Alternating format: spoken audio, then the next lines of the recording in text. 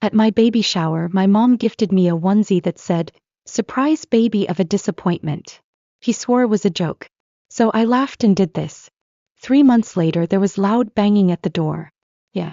That was the moment I realized my child's first piece of clothing was also my family's final word on my existence. But let me back up.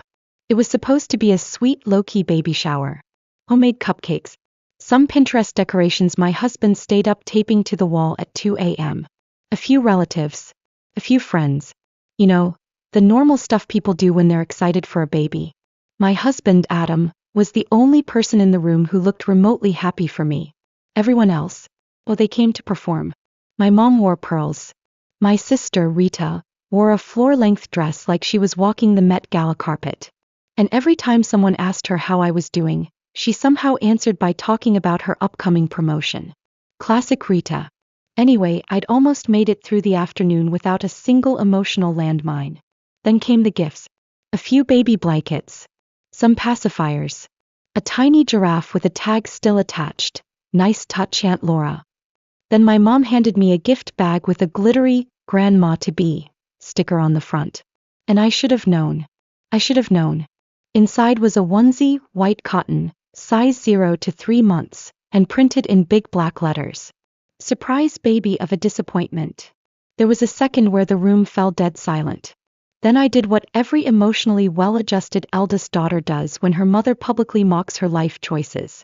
I laughed. Loud. Big laugh. Like it was the funniest thing I'd ever seen.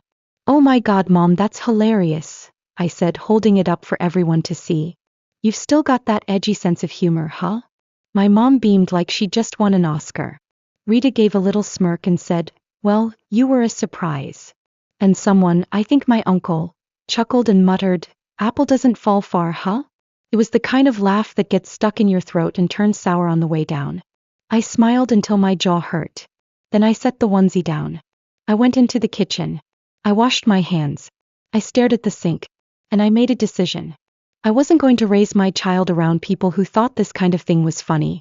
Around people who clapped when I laughed at being insulted.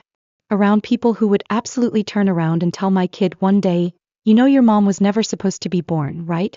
Nope. But I didn't say any of that. Not yet. Because something else happened that night. Something I didn't see coming. And that's when I realized just how deep the rot really went. The onesie was just the punchline. The real joke had been running for 30 years. And I was always the punchline. After the shower, I did what any unbothered, emotionally balanced pregnant woman does after being insulted in front of friends and family. I went home, sat on the floor of my closet, and cried until I gave myself a migraine. Adam tried to comfort me. He really did. But what do you say when your wife sobs? Do you think they're going to treat our baby like me? He didn't have an answer. And that was the problem. I already knew the answer. See, this wasn't a one-off. It wasn't like my mom suddenly turned into a mean girl with a sense of humor shaped by TikTok comments. No. This had been building since birth. My birth specifically, which was apparently a massive inconvenience. I was the oops baby. The midlife crisis wrapped in a hospital blanket. My parents had Rita when they were in their 20s. Planned, perfect, the golden child. Then I showed up uninvited like an unpaid bill and they never let me forget it. Growing up, it was always, "You're lucky we kept you. Honestly, you ruined our empty nest plans. We didn't get to travel because of you." They'd say it with that casual cruelty like they were telling me what was for dinner. Rita, of course, never heard this. She was the one they chose.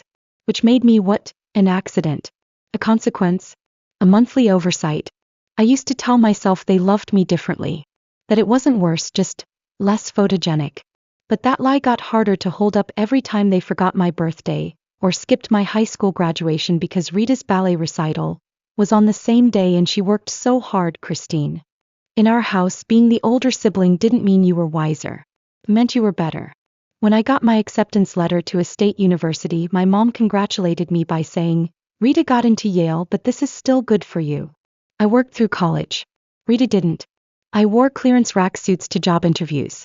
Rita's closet looked like a Banana Republic showroom. And when I got engaged to Adam, my dad actually asked, "Are you sure you don't want to wait for someone with a little more ambition?" Yeah. That was the family. Brutally honest, which is a polite way of saying emotionally reckless with zero accountability.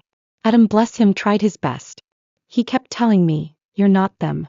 You don't have to be them." And I believed that, in theory. But then I'd hear my mother's voice in my head every time I bought something full price. Every time I said no to helping with another bill. Every time I chose myself, I heard her say, "Christine, stop being selfish." It wasn't just words. They made me believe I owed them something for being born.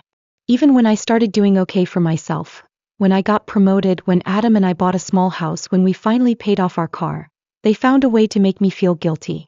"You should help your sister out. She's doing important work," my mom would say. "Rita's doing international consulting," my dad added, "and she's got that baby to look after." Funny, because I was the one who babysat that baby most weekends. For free. While Rita networked. I even sent money to help with my parents' mortgage when my dad's hours got cut. "No thanks. No, we appreciate you." Just a follow-up text 2 weeks later asking for help with their utility bill. So yes, when I saw that onesie I laughed. Not because it was funny, but because it confirmed what I'd suspected my whole life. They didn't see me as a real person. I was the family's scapegoat with a debit card. And now I was having a baby of my own. The night of the baby shower, I sat in bed with my laptop and opened a blank document. I started typing out a list. Not a to-do list. Not a birth plan. A line. A line I would not let them cross anymore. And no more jokes at my expense. And no more uninvited visits. No more financial help. Ever. And no access to the baby unless I explicitly say so. No backdoor manipulation via Rita. Adam looked over and said, "What's that?" I said, "Our new family policy." And for the first time in years I slept. But of course they didn't make it easy. The morning after the baby was born, I got a text from my mom. "Well, is she here or not?" No name.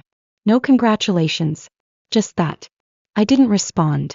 A few hours later, Rita posted a throwback photo of us as kids on Instagram with the caption, "Can't wait to meet my new niece wherever she is." Because passive aggression is a family art form.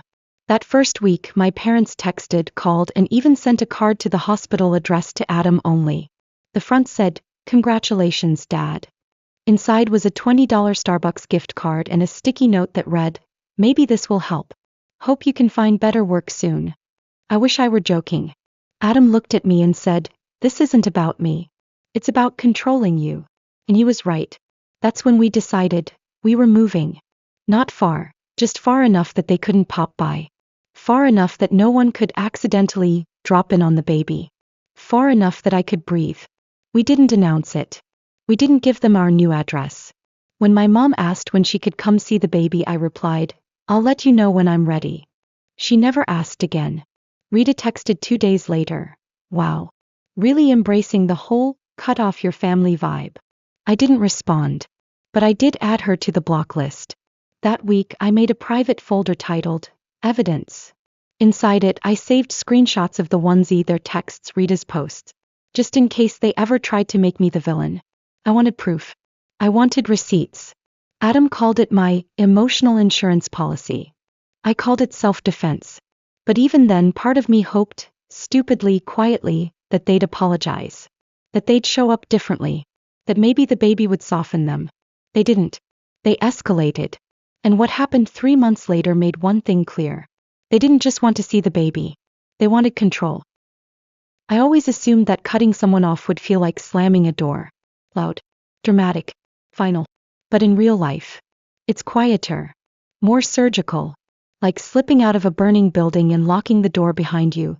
Not to hurt anyone inside, but because you know they'll only drag you back into the fire. I didn't send some big family group text. I didn't write a heartfelt letter. I just stopped. No more texts. No more updates. No more money. I quietly canceled the recurring transfers I'd set up to help with my parents' mortgage. That was $600 a month gone. I stopped Venmo Rita for emergency childcare expenses, which somehow always coincided with her spa days. Gone. I pulled out of the shared family emergency fund I stupidly agreed to years ago, which basically meant Christine pays for everything fund. Also gone. I didn't explain. I didn't justify. Because the second you start explaining to people like that, they twist it into something they can argue with. The reaction, of course, was immediate. First came the passive-aggressive text. Notice the mortgage didn't go through. Hope everything's okay. Translation. Where's our money, human ATM? Rita. Hey, your niece really needs her meds this month. Can you send your usual? Funny how her niece only existed when money was involved. I ignored them. So they escalated. My mom called and left a voicemail that started with, I don't know what's going on with you, but this attitude is unacceptable, and ended with, if you think you can punish us by using money, then maybe you're not mature enough to be a parent. Right. Because maturity means funding your emotionally abusive parents while they mock your life choices and insult your baby before she's even born. Then came the guilt trip parade. We were counting on you. Your father has high blood pressure. Stress like this could kill him. Dad. I worked hard my whole life. Is this the thanks I get? Rita. Wow. I knew motherhood would change you, but this is just cruel. Also Rita. Letting mom and dad meet the baby would cost you nothing. That was the moment I almost cracked. Because she was right. It would have been easy to let them hold her. Snap a few photos. Pretend just for a second that we were one of those smiling families you see in Hallmark movies. But then I remembered the onesie. And I remembered my mom's smug smile. And I remembered the way I laughed so I wouldn't cry. And I thought, what happens when my daughter's old enough to understand the jokes? What happens when they start making her the punchline? Oh, not again. So I replied once and only once. Me to Rita. Letting them near her would cost me more than you could ever understand. Walked. Then I changed my number. Quietly. Just for my immediate circle. No dramatic announcement. Just peace. For the first time in my life I started sleeping through the night. Not because the baby slept, she absolutely didn't. But because I wasn't bracing for emotional landmines every time my phone buzzed. But peace never lasts when people like my parents don't get their way. Started with the Facebook post. My mom shared a baby photo of me and wrote, I held my daughter like this once. Now I'm not even allowed to hold my granddaughter. Cue the sympathy comments from distant relatives who hadn't spoken to me since 2007. Rita followed up with a vague story about how some people punish their families for sport, and how parenthood should make you softer, not colder. I said nothing. I just archived the post. Screenshots, dated, saved. For the file I'd started in a folder titled In Case They Escalate. Turns out I'd need it sooner than I thought. Because a few weeks later I got a call from Adam's school. They'd received an anonymous tip saying he might be mentally unstable and possibly dangerous around children. Which was laughable since Adam teaches first grade and once cried during Finding Nemo. The school took it seriously, of course they had to. There was an internal review. Adam had to meet with the principal and AITA. Luckily his co-workers backed him up completely and nothing came of it. But I knew who made that call. I couldn't prove it, but I didn't need to. That kind of vindictiveness has a signature. And my family had been signing it for years. So that night I printed everything. Text, social media posts, voicemails, old emails. Every shred of emotional manipulation they'd ever handed me like a party favor. And I called a lawyer. Not to sue. Just to ask. If they show up, what can I do? He told me about restraining orders. About cease and desists. About how to document everything. And then she said something that stuck with me. You don't have to wait until they hurt your daughter. You can protect her now. So I did. I contacted every mutual relative I trusted, only a handful honestly, and told them, my daughter will not be in contact with my parents or Rita. Please respect our decision. Most said they understood. A few pushed back. One aunt said, but family is everything. To which I replied, then it's a good thing I'm building a new one. We changed pediatricians. Switched to a new daycare across town. Removed our names from every registry my mom had access to. Deleted old photos. Started fresh. For the first time in my life I was choosing peace over approval. And the silence? It was bliss. Until 3 months later. When the silence was broken by loud, frantic banging on our front door. Adam jumped. The baby stirred. Then we heard a voice outside. Christine. We need to talk. I looked out the window and froze. It was my mother. Disheveled. Crying. And standing next to her? A man in a cheap suit holding a clipboard. Debt collector. They weren't just here to beg. They were desperate. And in that moment, standing in my quiet home with my daughter in my arms, I knew. They hadn't come to make peace. They'd come to take something. And I wasn't giving it up. There's a kind of silence that happens right before something breaks. I stood at the top of the stairs, baby in one arm, heart pounding as my mom kept banging on the door.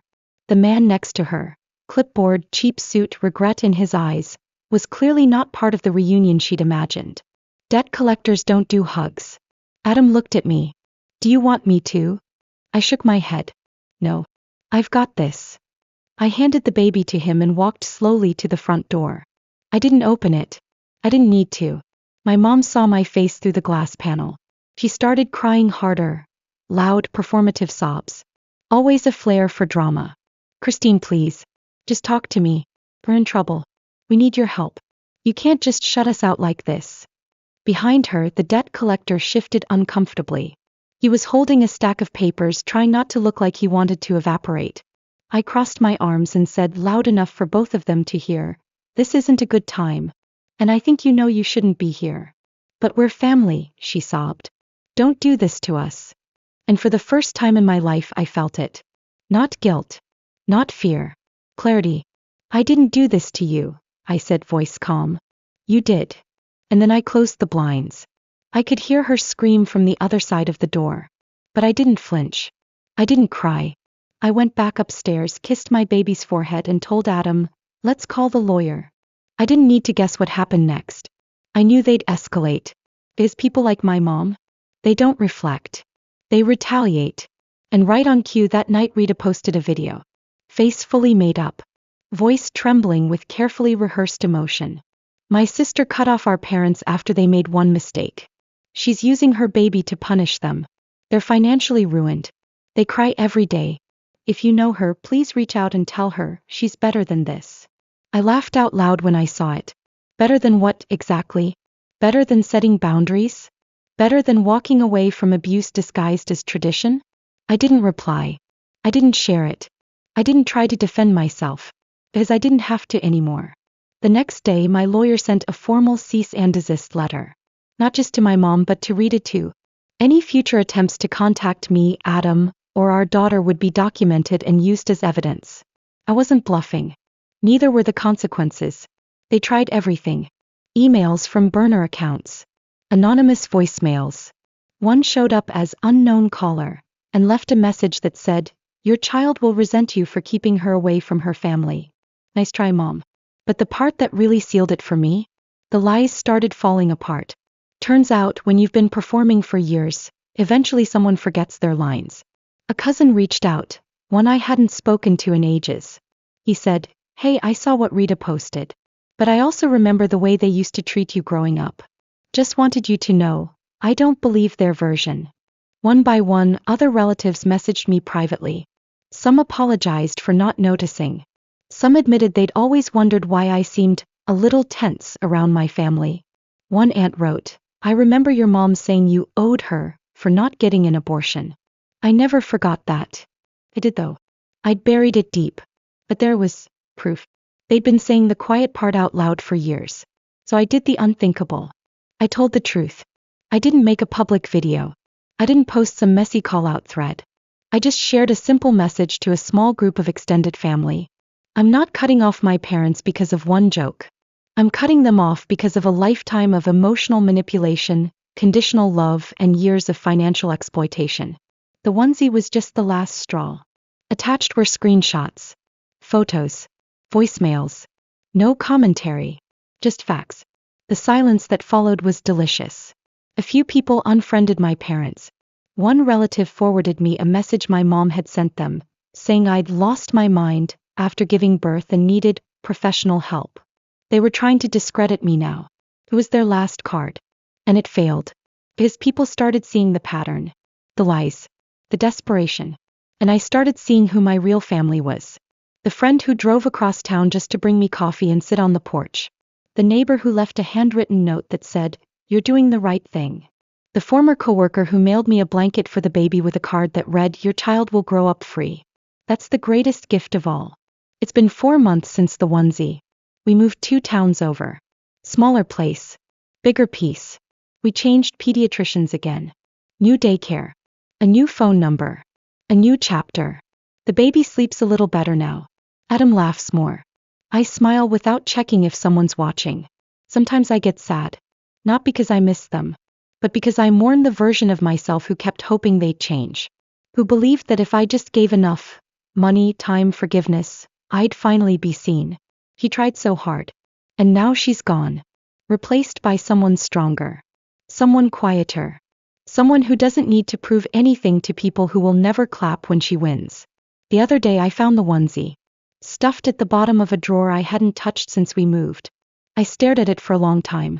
Then I put it in a box labeled evidence. Taped it shut. Filed it away. Not to hold on to the pain, but to remind myself, never again. I don't know if my parents will keep trying. I don't care. Because every time I look at my daughter, her big eyes, her wild laugh, her little hand wrapped around mine, I know one thing for sure. She will never think love comes with a price tag. She will never learn to laugh through humiliation. She will never have to earn affection from people who resent her for existing. Me. I'm not a disappointment. I'm a mother. And I finally know what it means to protect something you truly love.